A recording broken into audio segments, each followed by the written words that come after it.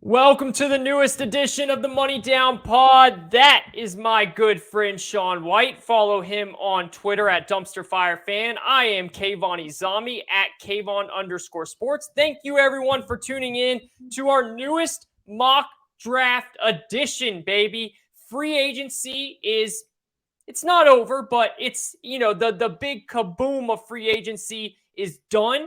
We are now closer and closer. I think we are a month away in terms of date-wise, March 28th to April 28th. We are officially 1 month away. So what better to do than a mock draft now that we have all this intel on where these players went, what happened at the combine, what happened at a lot of these pro days, and we'll give that together by doing a mock draft. We already have done one. If you missed that, you can go check that out on YouTube or any of the platforms. And then this is our second. I will be doing the odds, and Sean will be doing the evens. So we'll do it back and forth like that. At Money Down Pod is where you guys can tell us your thoughts. You can also comment on the YouTube show as well. We've gotten some comments recently, and we appreciate those, and we will answer all of those. So for you guys that just commented on some of our recent videos, we just want to let you know that we will answer those. We are going to do a show later in this week on just the NFL and its free agency and all that stuff. And that's where we'll answer some of these comments. Great stuff, by the way. Really love what we're seeing from you guys. So thank you. Sean, how are you doing, man? Doing great. Yeah, and we love to see those comments. If it's something short and quick, I'll type out something, or Kayvon will type out something. But if it's a bigger thing that requires a bigger response, if you want to come at us, I love to go back and forth with the fans and everything, with the other people. Love to hear your takes. So we're going to kind of go back at a comment we saw, and it'll be good to do. That's something we like to hear. We especially like to hear on these draft videos, though, because again, we pay a lot of attention and we search team needs and listen to the rumor mill and kind of make choices based on that. But you're going to know your team better than we know your team. Like I know the Jags like the back of my hand. Kayvon knows his Falcons a lot, and we focus hard on all the other teams as well. But hey, if you're a super fan of that one team, if you really go with a dive deep in depth and you think they're going to do something else, please let us know in the comments. We'd love to talk about it and discuss it. So yeah, I love these mock drafts. We got a lot of updated information. Free agency happened, the combine happened. So now it's a kind of good little tie-in to get a second mock draft out there and really talk about what we think is going to happen right here and kind of reading tea leaves and making picks right here. So Kayvon, you're going to start it off at number one, right? Yes, I am. I'm starting off at number one with your team, the Jacksonville Jaguars. Now, before I do this real quick, just like we have done in the first mock draft as well, we will let you know if we feel the team is going to do something different. This is what we would do. If we are running the Jags, if we're running the Lions, etc., this is what we would do. Now, there's obviously already a lot of intel on some of these picks where we can say we believe this is going to happen. We will mention that. And then we're also going to do one right before the draft where we actually do a mock draft strictly on what we believe will happen. But for now, this is what we would do based off of what we believe these teams need and what we're seeing in the draft as we go here. So without further ado, your Jacksonville Jaguars are on the clock. They made some good moves in free agency. You can't doubt that, right? Obviously, there's a lot of arguments, and we've had those arguments on how they spent their money in terms of contract-wise. But overall, they did things that is going and supposed to at least help the rookie quarterback. That's what this is all about. And that is why, for my pick, I fully believe that the Jaguars are going to take Aiden Hutchinson. I believe that. I am not taking Aiden Hutchinson. I am taking Ikem Ekwonu from NC State, the offensive tackle from NC State. Look, you guys got the guard in Brandon Scherf, right? So now I understand. A lot of people can say, you're getting greedy. You're just, I don't care. You have a rookie quarterback. I don't care how talented Trevor Lawrence is. If you do not protect him, he will fail. It's that simple. I don't care that a lot of people think Aiden Hutchinson is going to be really good. I don't care that a lot of people think Kayvon Thibodeaux is going to be really good. I really do not care. My only thing that I care about is that dude with the long hair standing back there ready to throw the football. And I see a guy in Iguanu who played right up the road from me, who I watched every single game. He is a mauler in the run game. He's a big dude. He's physical. He's nasty. He will not back down to anybody, and he will help your quarterback on day one. I believe he is ready to play in the NFL and be impactful like a Tristan Wirfs was his rookie year, day one. And because of that, I'm taking Iguanu. Yeah, so I can see where you're coming from with that, and I agree. You got to build around the quarterback. There's a certain group of Jags fans that you see on the internet that really still wants Neal or Iguanu one. But the way the free agency move shakes out, I know you said this is what you would do. It's either going to be Hutch or Trayvon Walker, and that's the truth. It's going to be one of the two. I'm kind of leaning towards one of them as well, just because we tagged Cam. So it's like that's a big hole is the edge rush now that the offensive line, even though I don't necessarily agree with tagging Cam Robinson and leaving him there, I would much rather take the tackle as well. But I believe it's going to be an edge rusher because we need a help at edge. But I love the Iguanu pick. I love him as a prospect. Great prospect. Put him in at guard, put him in at tackle. Either way, makes the O-line great. Run game, pass game. He's a great zone scheme fit for like the Jags run a zone scheme. So I love that pick. It's not going to go that way. I know you said that you think it'll be Hutch, but I love the pick in itself. But that sets up for what I would do with the Lions and what I think they would do in that situation. And that's if Hutchinson's there, I think they take him. There was a little rumblings they might try to trade up to one. That's going to depend on compensation and what the Jags see as Hutchinson is worth based on that. So I don't know what they would be willing to offer to get up there to one or not. But there's also the rumblings that they really love Malik Willis, but that's way high for a quarterback. And I just don't see that happening. So I'm going to go with Hutchinson at 2. I think that's what they would do if Hutchinson fell to them, played at Michigan, considered the best edge rush prospect in the draft. They need a pass rush. I think that'd be a no-brainer for them if he's there. Yeah, and you've heard rumblings with the Lions for a lot of things. You've heard Trayvon Walker, just like you mentioned that the Jaguars could do at 1. You've heard Malik Willis. I'm going to go out on a limb here, and this could be, a terrible prediction come a month. I'd honestly be shocked if they took Malik Willis at number 2. I really would, man. I know I'm seeing a lot of people, and I'm talking like well insiders that really know their stuff and have great resources that have been doing this for a long time, that believe that there is a high percentage chance they could take Malik Willis. And that's shocking to me, man. Like I just don't understand why they would do that at all. I can say full-heartedly I would be shocked if they took him at number 2, just based on my personal thoughts. Yeah, I agree. It moved in Vegas too as well, and it's weird. They kind of have Hard Knocks going now. All the Lions got announced, so I mean, anything could happen. But again, I feel like it's way too early for a quarterback in this draft, especially someone as developmental as a Malik Willis would be. I mean, you do have Jared Goff there, but I just think they'd probably take Hutchinson if he's there. That's probably their guy. Yeah, no doubt about it. So with Hutchinson off the board at number 2, the Houston Texans, now that they're officially starting a new era in Houston.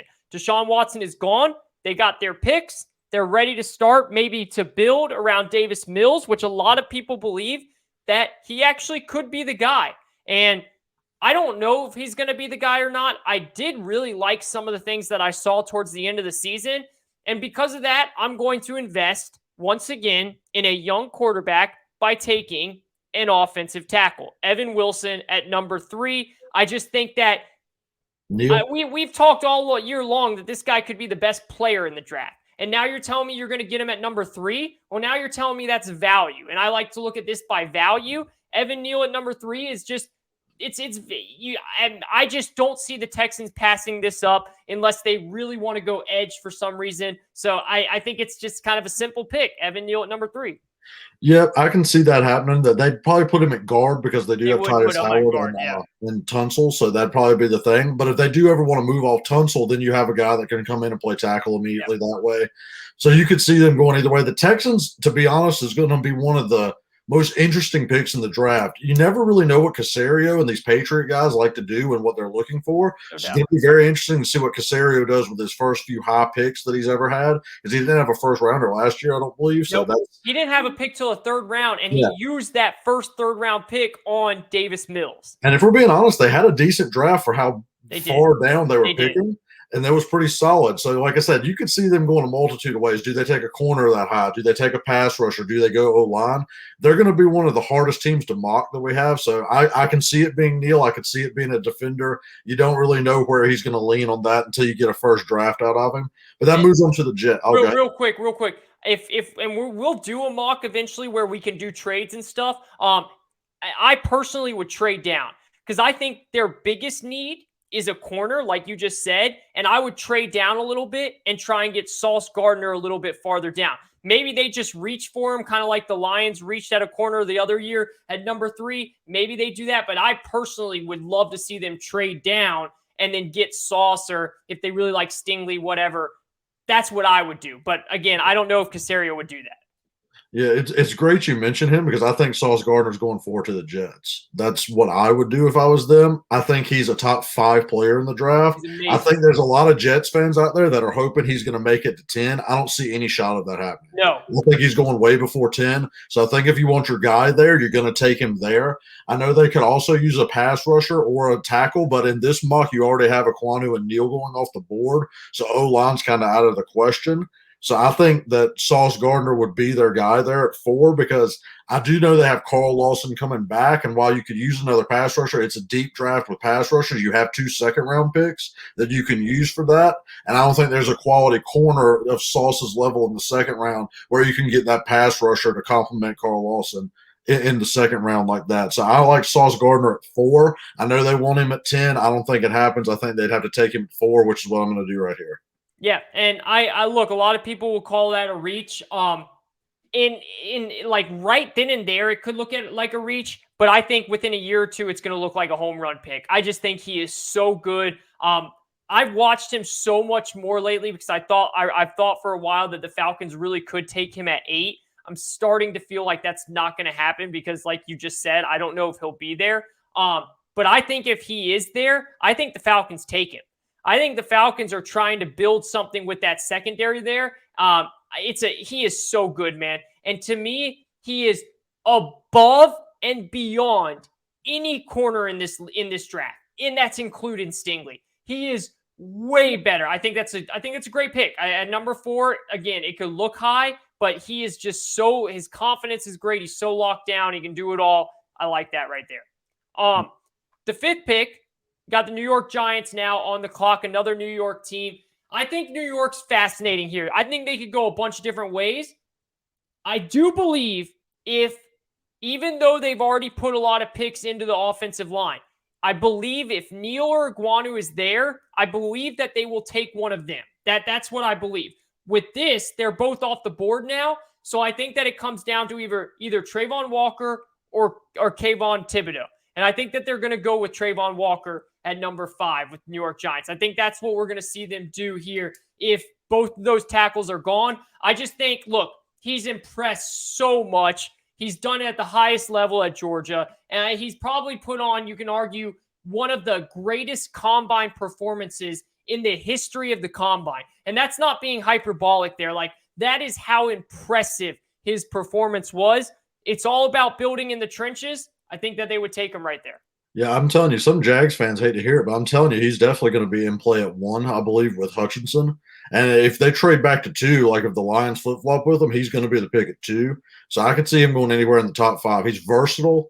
He has all the athletic ability you could ask for. He played every position on the defensive line in Georgia, and he can drop into coverage. You can really move him around, do what you want with him. He's a very good prospect in that regard. He's just a little raw. He's going to take some coaching up, but you can see him being one of the biggest playmakers, maybe even the best edge in this class if he hits his potential, which is always a big if. But I mean, if you have the coaching staff and you like him, I think he's definitely going top 7. I think that's a lock at this point. Yep. And that's probably one of the biggest differences from this draft to last draft. I don't think we had him in the first round because we didn't really watch him a ton, didn't really pay attention, but his rise since the combine has been meteoric.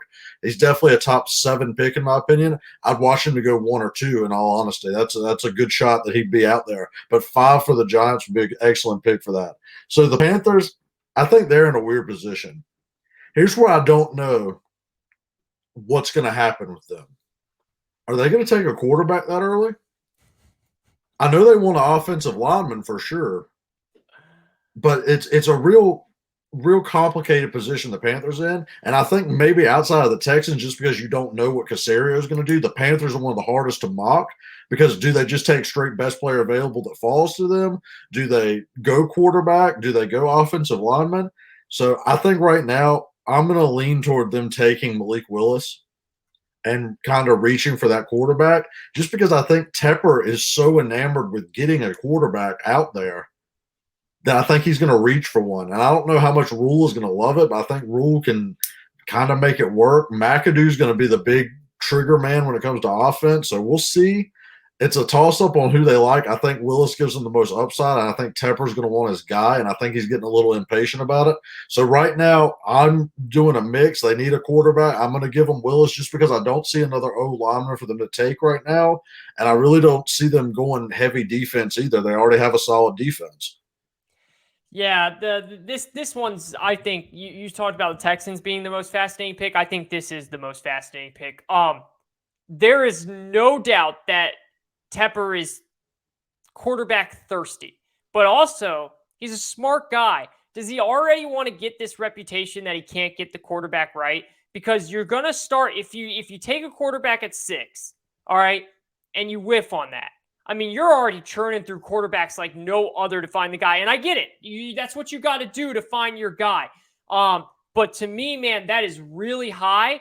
But I think that it's 1,000% possible because of how bad they need it. I think that they really want an offensive tackle here. I think they want one of those Iguanu Neal boys that they wish. I know Cross is in conversation to go 6. I wouldn't take Cross that high. Yeah, I that know was my struggle. Was Cross going that high? It's like, oh, and then Hamilton hasn't ran as good at safety, so it's kind of, and with Sauce Gardner gone, you really just it's kind of a tough spot the Panthers are in. They're kind of in no man's land there at 6 with they don't really need that much pass rush, to be honest. No, they don't. It's a real tough spot for them to pick a 6. I think they would want to move down if they could because they need the extra picks as well. But I agree. Yeah, no, that's the, and completely agree about Cross. I see a lot of people thinking he's going to go there, and maybe they will, but I just think that's too high for him, man. I think the drop off from Neal and Iguanu to Cross is multiple spots.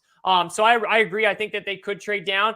It'll be fascinating. I would not be shocked if they take Malik Willis there. I know that they liked what they were seeing, so we'll see. The Panthers to me are the most fascinating pick at this point of what they're going to do. So that's an interesting one there. Now we got the Giants again, right at number 7.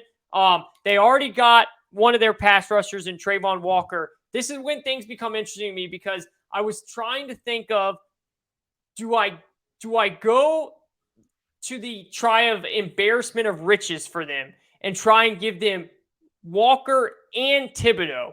I mean, imagine that, bro, if they took 2 type of guys like that in the first round in 5 and 7. But instead, because this guy's on the board, I think they go Kyle Hamilton at number 7 there. That's what I'm going to kind of lean to. I also wouldn't be shocked if they went Charles Cross here, if they got Walker there and then decide at number 5 and then decide to go Cross here. I wouldn't be shocked by that. But I think now that they're going to say, we got our guy up front, now let's take a stab at this super special 6'4" safety that no one's really ever seen before and see if we can really hit on these 2 picks and start to have somewhat of a really good defense, building back there at number 7 with Kyle Hamilton. yeah, now right there with Walker and Hamilton, that's 2 of the most versatile players out there. So that's a big for a defense to be able to move players around like that. You're never going to know where they're really coming from, and you can use them as chess pieces. I think the Giants are very straightforward. I think if one of the 2 top tackles are there at 5, I think they run with it, and then they try to grab a pass rusher at 7. I think if they're gone, you take the pass rusher first, then you kind of just work in whatever player available is good at 7. I will say this, I'm telling you, Hamilton didn't run all that good at his pro day. I don't know if that's going to take a hit on him just because of the safety value, but Hamilton's just a good football player, and that's something you should always be wanting to have. I think this is probably a dream scenario for Atlanta, would be Thibodeau falling to them. I think that's a no-brainer pick right there. Yeah. If you would have taken Thibodeau, I would have probably leaned toward Garrett Wilson just because I don't love that pick, to be honest, but I would have to lean there with how the board fell off. But with Kayvon Thibodeau there, I think the Falcons should take him. I think the Falcons should be his floor, really, if we're talking about it. And the need for pass rush with the Falcons has been there for how many years now? So a ton. Hundreds. Yeah, so I mean, having a guy that talented fall to you at 8, I think you should just take it and run with it. So I think it's going to be Kayvon Thibodeau if he's there. Yeah, I agree 1000%. There's a lot of rumors about Wilson going at number 8, the Garrett Wilson, and I wouldn't like that, man. I mean, like, listen, I Wilson's a stud, but if there's so much depth in this draft, and it's just if Thibodeau is there, you have to take him at number 8. Now, if Thibodeau's gone, and we're starting to compare Kyle Hamilton or Wilson, or if Sauce is there, I'm taking Sauce. Okay, that's for sure. Him not running that great, Hamilton, I'm talking about at the combine, doesn't bother me because I'm not that big into knocking players for how they do at the combine anyways. I just think he is, just like you said, a great football player, and he's going to perform on Sundays, and that's all I care about. But for the Falcons, every single Falcon fan would be ecstatic if we got Kayvon Thibodeau at number 8. It'd be the steal of the draft. I understand there's some questions, but for him to fall to 8 to me is absurd, and I would be very, very happy with that. Seahawks fans talk about being happy, would not be happy with you. Maybe they would, maybe they wouldn't, but supposedly the Seahawks really like Malik Willis, and the Panthers took him at number 6. So are they going to then reach on, maybe it's a reach for them, maybe not, on Kenny Pickett? I don't believe that they do that. I believe that if Malik Willis was there, they would have taken him. Since he's not there, I think they're going to make a Seattle pick, and I think they're going to take Charles Cross. Okay. I think that they're going to look at an offensive lineman, and they're going to do something, and people are going to go crazy on the internet and say, why are you not doing this when Russell was there? And they're going to say, we never had a pick this high when Russell was there. And I think that they're going to now try and build from within, and they're going to take Charles Cross as an offensive tackle, which they really need, by the way. Yeah, if the board fell out like this with these picks, even if they don't go in this order, and it came to Seattle at 9 and Malik Willis is gone and stuff like that, I honestly think they take Stingley. That's what I think they do. I don't necessarily I don't think I would do that. I don't know if I'd take Cross either, but I mean, it's kind of a bad situation for them. I could also see them taking Jermaine Johnson just to get a pass rusher. So they're kind of just out there with whatever falls to them, they're going to go and take. But I think this sets up well for the Jets, because I think they probably are targeting 2 to 3 players, in my opinion, and I think they're going to get 2 of them that they love. And I think they love Drake London here at 10. I think they have Drake London ahead of Garrett Wilson on their board. And it's because Zach Wilson needs a bigger target to throw to. They already have Elijah Moore, who's smaller. They're kind of going to round out their receiving core. They were all in on trying to get Tyreek Hill, even though he's smaller. But Tyreek Hill is a top 5 receiver in the game, top 5, 7 receiver in the game, depending on how you want to rank them. So I could definitely see them going for a bigger receiver, a Drake London type. The rumors are they really like him. So I think that's what they go at 10, and they solve 2 of their biggest outside issues in corner and receiver with their first 2 first-round picks. Again, a deep draft at pass rusher, a deep draft with offensive linemen. So I think that's where they go get that in the second round. I think they go with the most blue-chip talent they can get with that 4 and 10 pick. Yeah, I completely agree. I think that they love Drake London, and I think that they would be ecstatic to get Drake London at number 10, and I love that pick for them. That's a really good pick. They just did 2 great things with 4 and 10. Now you get to Washington here, which is really fascinating to me. I think there's a couple different ways they could go with this too. I know I saw some people think that they could still go quarterback. I don't see it.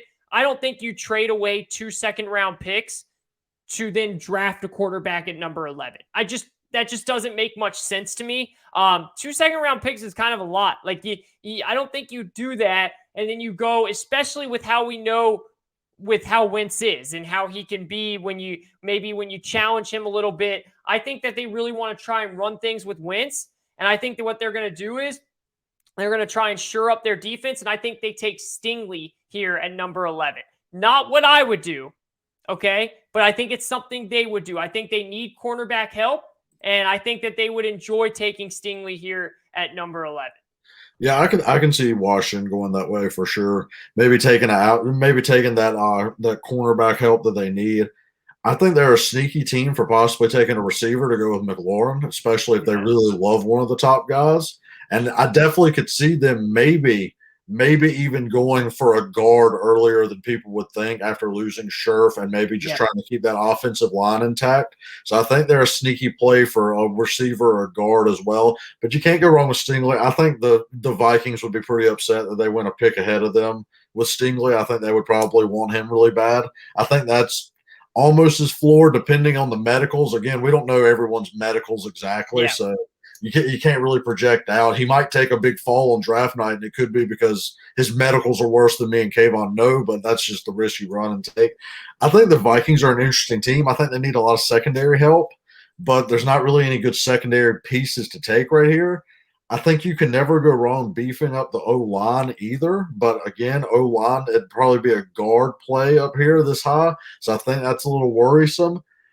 I could see them maybe taking a linebacker here because they were talking about moving off from Eric Kendrick. So maybe they fall in love with the linebacker here as well. Or they could go pass rush because they're talking about moving Danielle Hunter. I think they'll probably just settle on the position that feels the biggest need at a premium pick, and I'm going to give him Jermaine Johnson right here just because I think this is a solid spot for him. He could probably kick inside a little bit when you have Zadarius Smith and Hunter out there if you do keep Hunter. So he can rush from inside. When one of those two are out, he can rush from outside. He's very versatile. I like Jermaine Johnson there at 12. I actually like Jermaine Johnson up there in my top edge rushers. I think he's number 2 for me. I love Jermaine Johnson as a player, so I think this would be a good fit for the Vikings. And I think they have multitudes of ways to go. And if you can't really feel that need, like on the O-line or on the secondary like you want to, just take the pass rusher and kind of fit him into your defense. Yeah, I think that's a good pick. I think that I could totally see the Vikings doing that. To your point about Jermaine Johnson, I could see Jermaine Johnson going as high as 8. Mm-hmm. I could see the Falcons. I could see the Giants possibly taking him if they get that O-lineman first and the other ones are gone.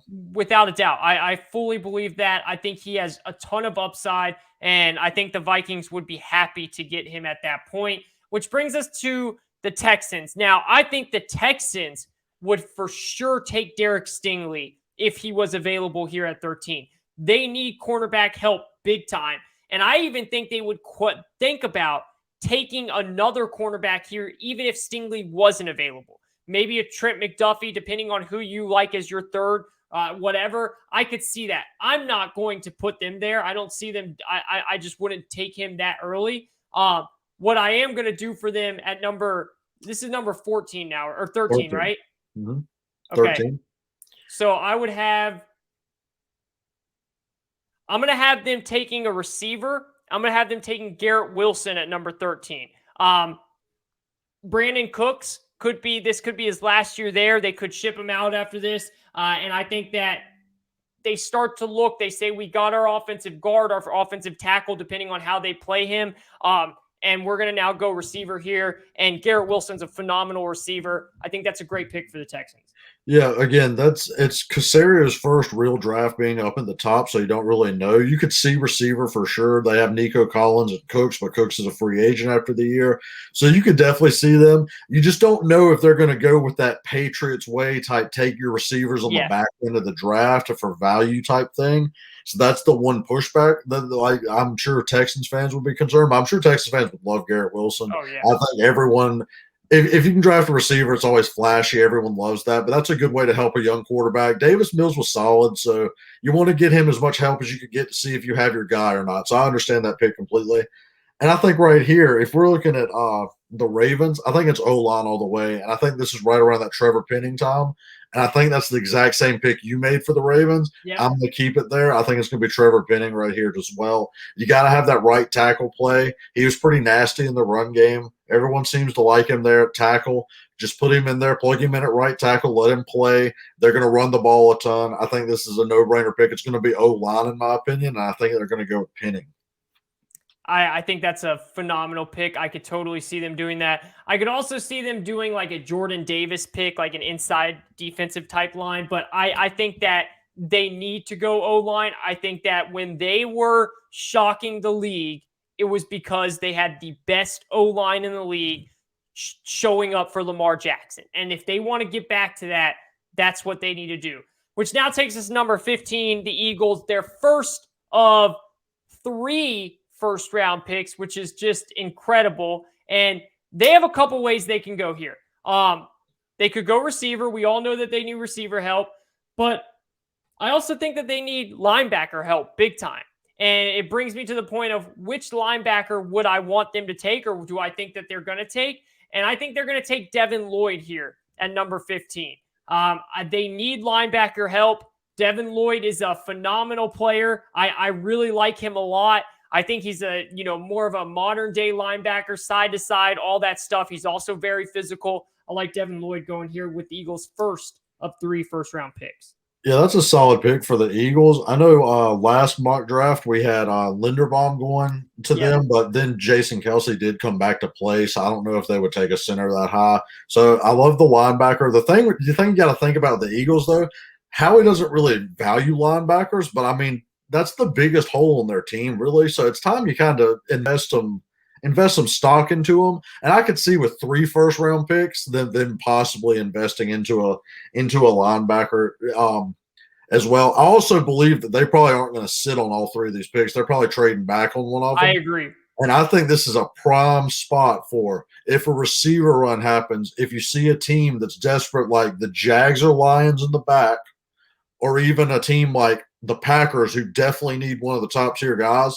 if they see a run and think their guy is going to be gone, I could see them moving up with one of these Eagles picks. So I don't think they're going to sit on all 3 of these, but again, we're not doing trades in this. So it's the Eagles again at 16. Completely and that's agree, the Colts pick. Yep. So what I'm going to do with them is I'm going to go with kind of Howie's philosophy. They love to beef up the trenches. They love that. And I think they're going to take I'm going to give them – it's a kind of a surprise. I'm going to give them Wyatt from Georgia over Jordan Davis. And the reason why is I think he has more pass rush upside, and I think Howie would value that.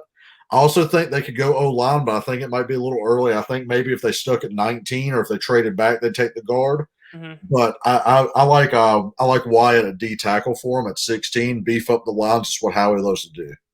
Yeah, you can't go wrong with that pick at all. That is definitely what Howie loves to do. I don't think there's that much of a difference with going Wyatt over Davis either. I think it's kind of, apples to apples there. So I know some fans might get picky on that, but I like that. And I think that the Chargers are going to be very happy because they're going to take Jordan Davis, because even though they've made some moves in free agency, their run game, stopping the run, was the worst possible. They've got to shore up the inside of that defensive line. They're taking Jordan Davis there. I think that's a no-brainer pick.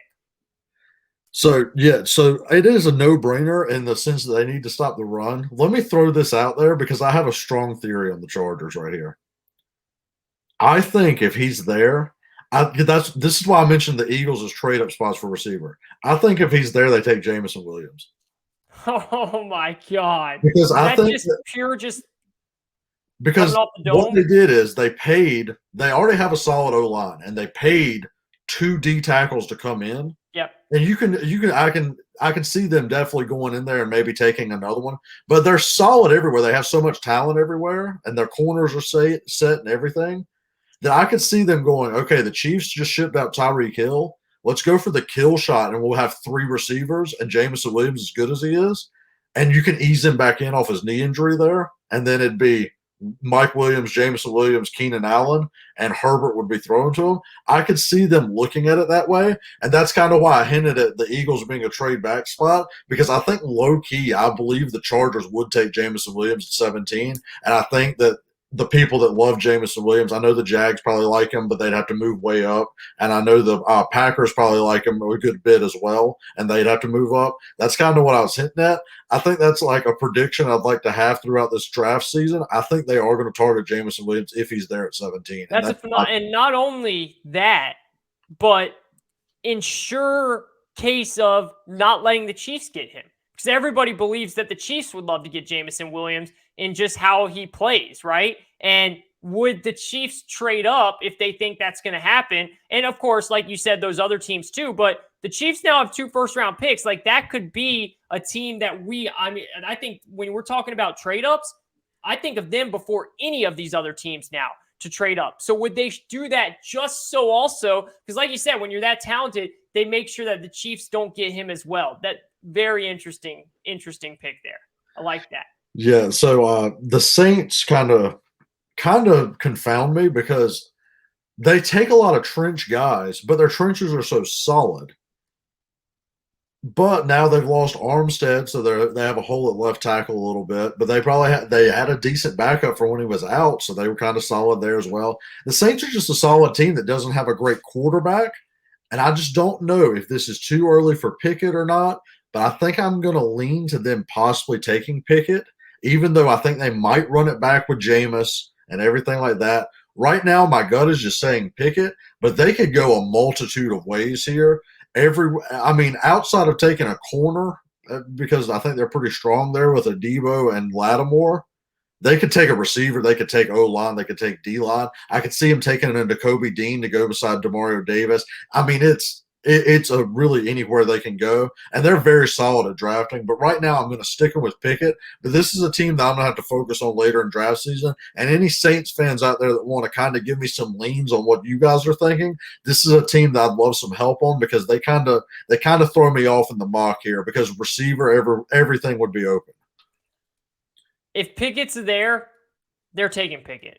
You think so? Okay. I fully believe they're taking Pickett. If he's there at number 18, I think that they would be very happy to take Pickett at number 18. I think that they would think it's a normal pick. It's not a reach. They didn't have to trade up to get him. He fell there. If he works out, he works out. I think that they would love to get their hands on Pickett at number 18, which brings us to number 19, another Eagles first-round pick here, their last one of the 3. And I think they go with a guy now that has talks have kind of dropped about him since when things begun before the combine, and guy that I still absolutely love, and I think that's Treylon Burks. They still need a receiver, and I like Treylon Burks a lot. I know a lot of people have kind of had him fall recently, but I'm still all about him. I think he is a receiver that can go up and get the ball. He can get separation, and I think Howie will kind of fall in love with Treylon Burks a bit if he does it the smart way this time when picking a receiver.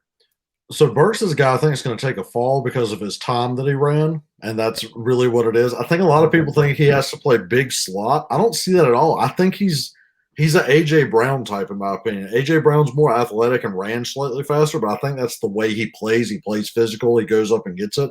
I still love Treylon Burks, but he's going to be the guy that falls, from what I can tell, out of the top 3-4 receiver people that are out there. I think he's going to be one of them that falls, and I don't see why someone's going to get a really good football player later in the draft going to win a lot higher. Yeah, which is exactly what I said. He's falling like on everyone's board. He's falling, but again, this is when I get mad about this shit, man. Like, because he ran a little bit slow. Just watch the damn tape. Like when he's in the game, he's fast. Like he can turn on the jets when he's in the game, and if he falls past 18 or 19, like someone's going to get a hell of a football player because he's a really good football player. Yeah, and everyone said he needs to play in the slot. He played fine on the X side by himself at Arkansas. I mean, he was burning Alabama and everybody. That's another one. We talk about this all the time. There's always prospects that get overanalyzed that me and you don't understand, and this is just one of them. So the Steelers for 20 is in kind of a weird situation now with both those quarterbacks gone. I think they do love Malik Willis. I think the smoke is there. I think that's true. I don't think they're big Pickett guys. I think it's more Willis and Ritter, but this is way, way, way, way too early for Ritter, in my opinion. I actually like them going Jordan Davis right here if he's there. I think he's the type of Mike Tomlin guy that he would love. I think he's just going to put him in there and play that Hargraves position that they've been missing since he went to the Eagles. I think they're going to take Jordan Davis as a high upside guy, really coach him up, keep his weight down, and let him be the athletic freak on the D-line that he is, playing beside Cam Hayward and stuff, and that group of D linemen up there. I think it's a solid pick. Jordan Davis there for the Steelers. Well, I put Jordan Davis for the Chargers. Oh yeah, my bad. Yeah. Let's see. But I agree what you're saying. Like Yeah, I could totally see Mike Tomlin doing that. And I also think you're completely right. When there's smoke, there's fire. They love Malik Willis. They absolutely love Malik Willis. The thing that fascinates me though, it's so hard for me to wrap my mind around the Steelers trading up to get a quarterback. I just don't see that organization doing something like that. That just doesn't seem like a Steelers type move. But if they love Malik Willis like it sounds like, maybe they will. Okay, so let me go with my third option then, because it was Malik Willis, Jordan Davis. Let me go with my third option, another Steelers type player. They keep running through linebackers, so give me Nakobe Dean there because he's a Steelers type player. Smart, cerebral, covers out there. He goes and tackles, knows what he's doing. Let him run the defense. So that's the third player back I had for them. So that would work perfectly. So Nakobe Dean to the Steelers. That's a phenomenal pick. It would be a steal. Nakobe Dean is so damn good. I love Nakobe Dean, and I'm also Patriots fans are also mad at you because that is who I had them taking at number 21, and because he is now gone, I will have them taking my second pick, which is who I believe that they could be taking all along, and that's Andrew Booth. I think that, of course, they need a receiver, but that's just not what Bill Belichick does. Maybe this is the first year where Bill Belichick finally takes a receiver, but until I see it, I'm not going to predict it.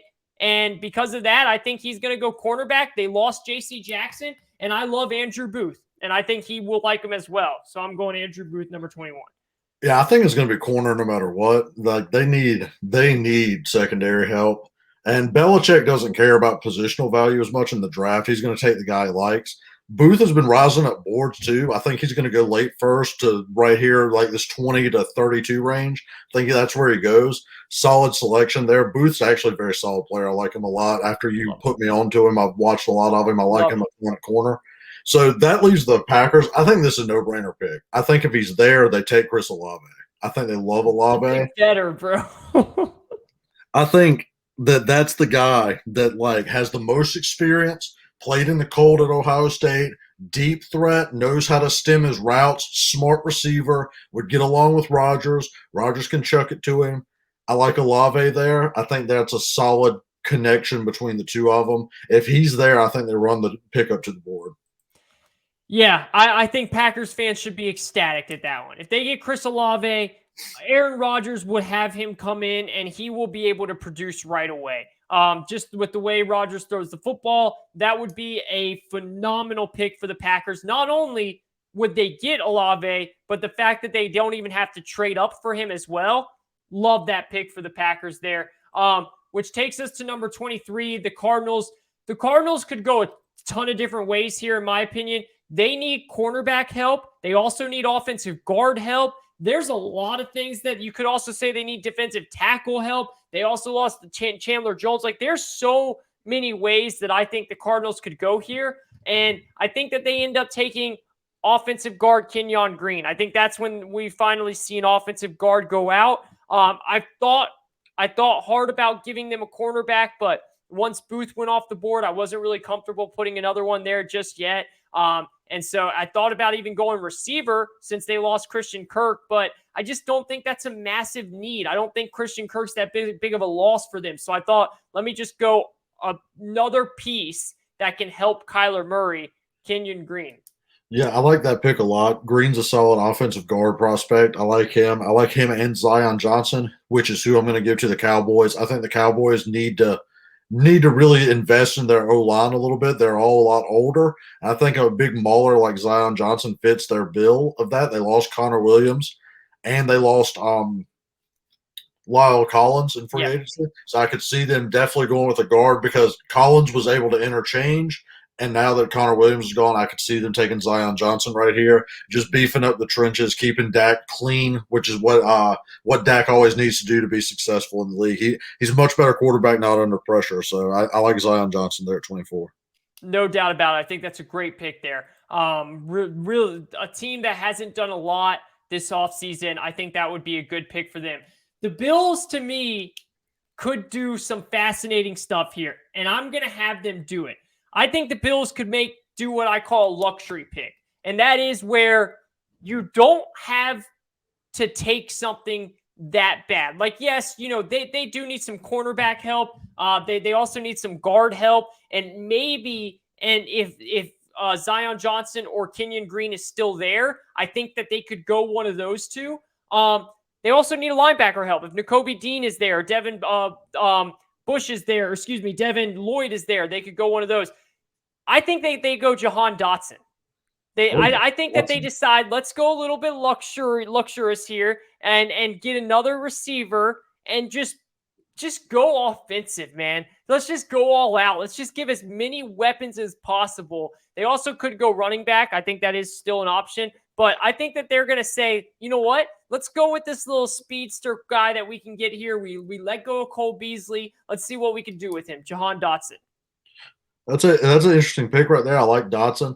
I do think at this point we probably have Jameson Williams going way low. I think he's going to go a lot higher than this. It's just kind of hard to slot him in places again because you don't really know about the ACL. That's my thing, man. I can't. It's hard for me to predict these guys with the ACL. Yeah. Like, dude, he could go as early as like 10. I mean, seriously, he really could.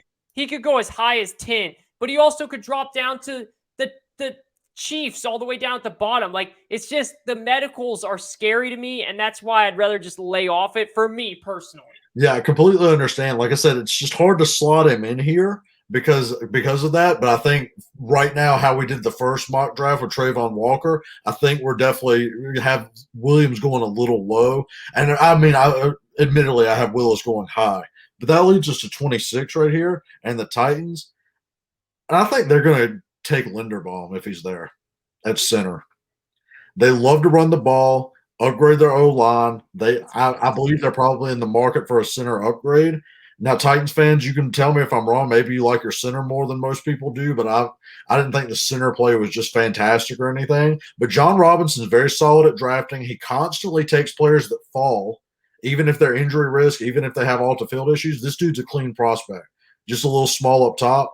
He's going to be able to get out and pave the way for Henry in these last years that Henry's going to be running.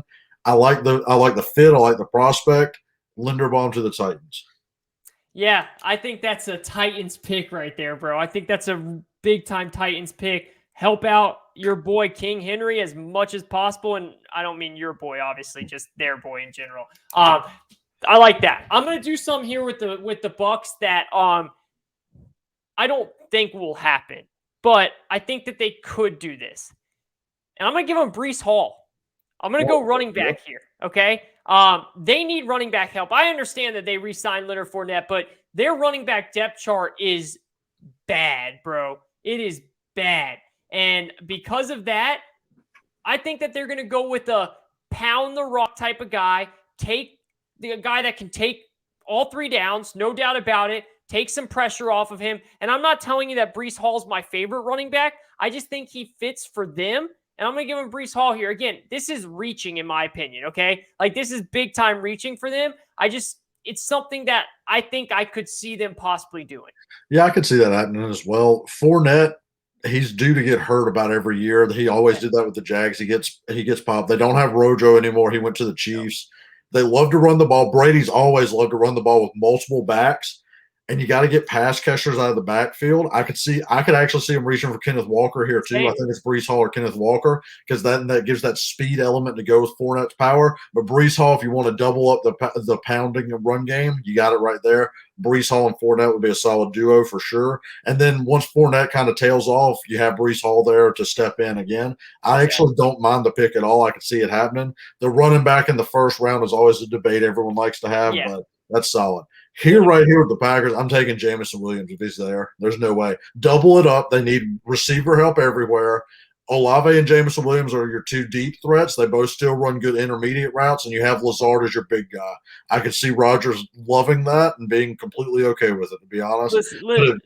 If Jameson Williams is that far down, I think they have to take him if he's still there. I think somebody will trade up and get him, to be honest, but I agree. No doubt. I agree. Let me just say this. First of all, how wild would this be if they got Olave and Williams in the same draft, a GM or a franchise that hasn't taken a wide receiver in the first round in how many years? And then now they get, not only they take two, but they take two of the best. I mean, Packers fans would be rejoicing if that happens. That's some phenomenal picks for them right there. I like that a lot. I'm with you. He's not going to be available that low, but I like that a lot. That's a good one. Yeah, that's a receiver. That's a really good one. Which brings us to the Chiefs here. A lot of people think the Chiefs would go wide receiver because of what just happened. They lost Tyreek Hill. Look, I think that they could definitely go wide receiver. I think that they might trade up and go wide receiver, like you said. I think that they also could go cornerback if a cornerback's there. I think that they could go edge. I was really, really close to putting the Arnold Ibukite.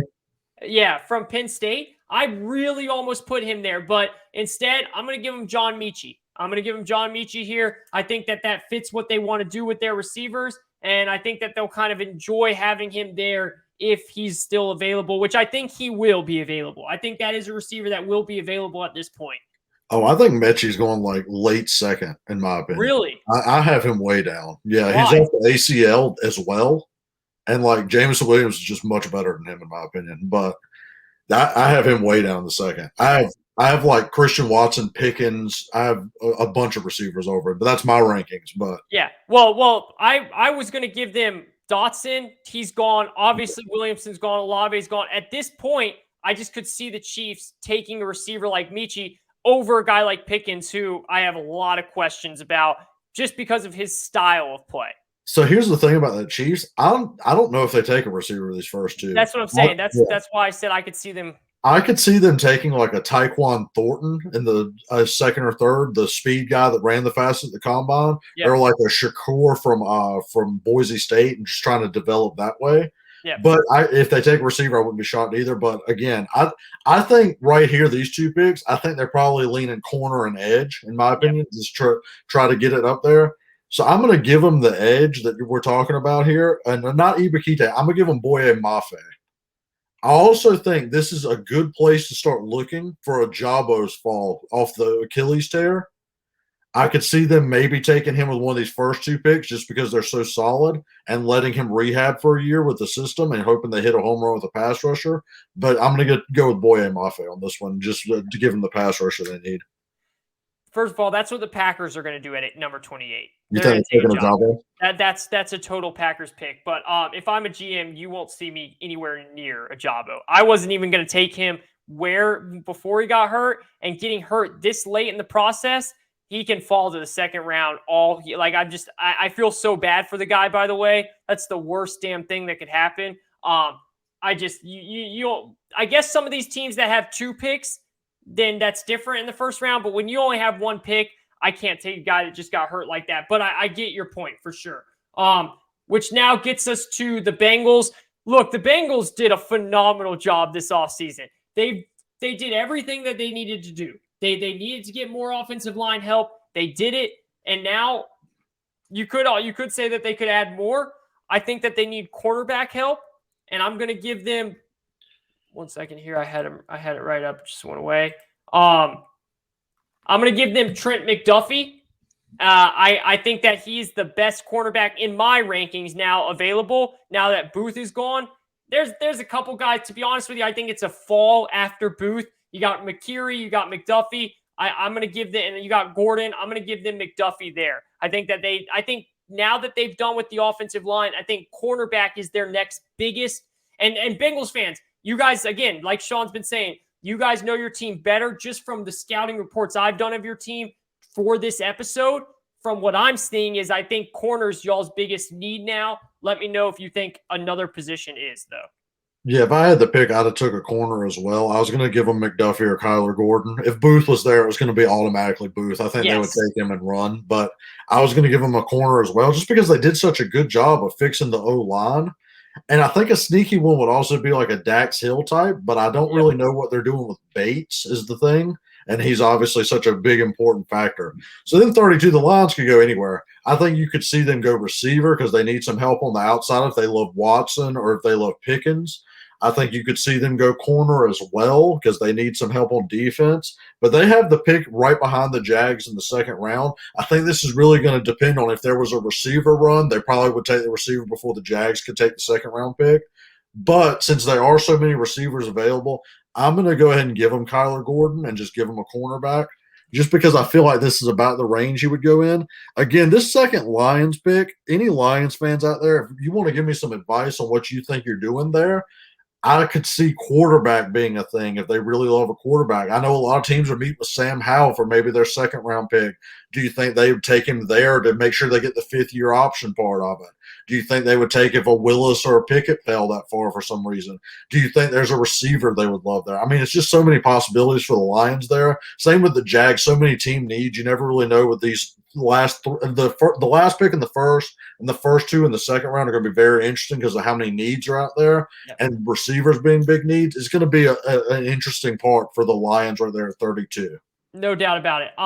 I think that the Lions would like to go receiver there, but I think because of what's happened in free agency, really, man, teams that want receivers, that need receivers, are sitting there saying, damn it, because the teams that had receivers traded them to get first-round picks, and now those teams, I think so many more receivers, and when I say so many more, I mean like 2 or 3 more, are going to be going in the first round now because of what happened with Tyreek Hill, what happened with Devontae Adams, where now teams like the Packers and Chiefs, they need receivers, and they have 2 first-round picks. Why would they not take one? So I think that's going to be the most fascinating thing to watch is how many receivers go. If that wasn't happening, I could see receiver going to Detroit at 32. I also could see them going another line, another depth trenches position, just because that's how they're trying to build this team. They said that from the beginning, this new regime. They're going to build it nasty. I could see them going edge. I could see them going offensive line. I think there's a lot of things that they could do at number 32. Yeah, you could see him taking Dax Hill too at safety as well from Michigan as well too. Again, this is something to watch with this receiver run. We always mock these receivers super high, and I know there's a lot of receiver needy teams out there. Even the great Jerry Jeudy CeeDee Lamb draft, the first one didn't go till 12, and T. Higgins still went at 33, and he was a way better prospect than a lot of people kind of downplayed him. I love T. Higgins coming out. He went 33. So, again, some of these receivers could still get pushed down, even though the Packers and Chiefs are now in the receiver market. It's going to be interesting to see where the receivers go and who takes them exactly, in my opinion. No doubt about it. Yeah, and for the life of me, I still can never understand why T. Higgins didn't go in the first round. It's the same with Burks. I'm telling you, Burks is going to go in the 20s, and somebody's going to be like, what? I could see the Packers taking him. It's just shocking to me. And that would be a phenomenal fit for him. That'd be great. I mean, like that's wild to me. It would be better for him, honestly, if that happened. But that's wild to me. But yeah, man, this was great stuff right here. Let us know your thoughts out there. What do you like? Do you like the pick that we gave you? Do you despise it? Do you think we're way off with what they need? Do you think we're right on? Let us know at Money Down Pod, or just comment on the video. That's what we've had some people do. Just write it down on YouTube if you're watching on YouTube. If you're listening on podcast form, give us a review, 5-star. We appreciate that. And then just send us a tweet, either one of us or to the Money Down Pod. And I promise you, we will always answer it, and we'll take what you're saying into consideration and kind of just roll with it and argue or debate it or agree with you, depending on what you guys say. So keep those coming. This was a lot of fun, as always. Follow us at Money Down Pod. We will be doing we're probably going to do 2 more shows this week. We're going to do a Final Four preview, and then we're going to do an NFL, just wrapping up free agency and everything's going on so far. Yep. Just going to keep going with the off-season content. Always something good. Like I said, we had a great comment about Tua. We're going to talk a little bit about Tua in that video, so y'all tune into that. If you're a Tua hater, if you're a Tua believer, going to be some good stuff on that one, so watch out for that one later in the week. No doubt about it. That will be a great one. So thank you to listening. This is the Money Down Pod, our second official mock draft podcast here. I hope you enjoyed it. Many more to come. 1 month away from the draft. I know we're excited. I know you guys are as well. We'll talk soon. Have a good one.